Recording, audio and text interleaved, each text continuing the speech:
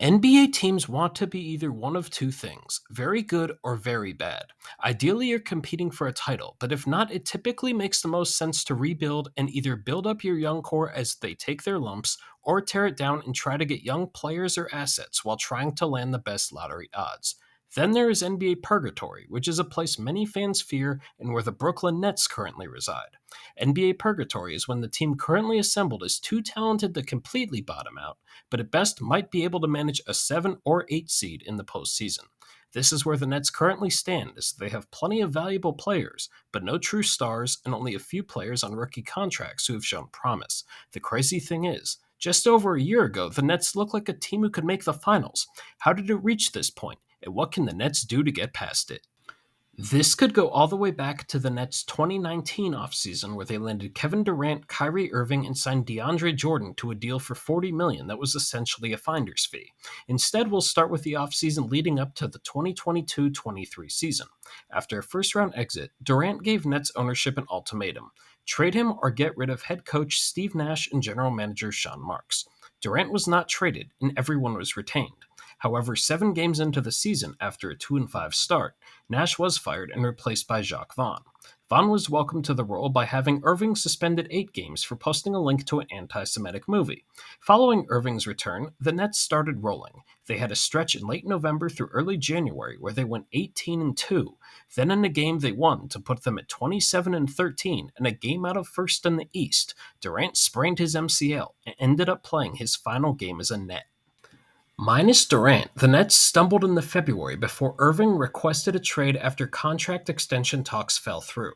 They quickly traded him to the Mavericks and in return netted Spencer Dinwiddie and Dorian Finney-Smith, who could help the team when Durant returned, and a 2029 unprotected first-round pick. Then the trade deadline comes along, and Durant privately requests a trade following Irving's departure and was sent to the Suns for Mikal Bridges, Cam Johnson, and 4 unprotected first-round picks. The timing of everything put the Nets in a tough situation.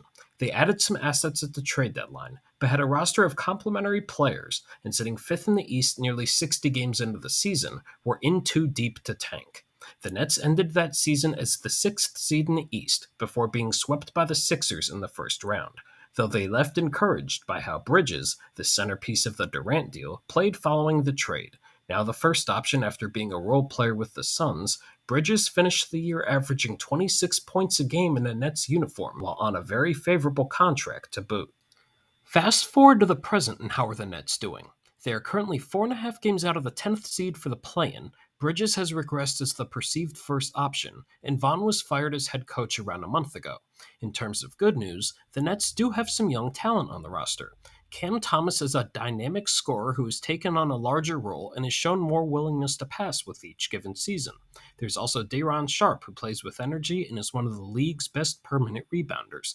The tough part is, the Nets can't tank right now either.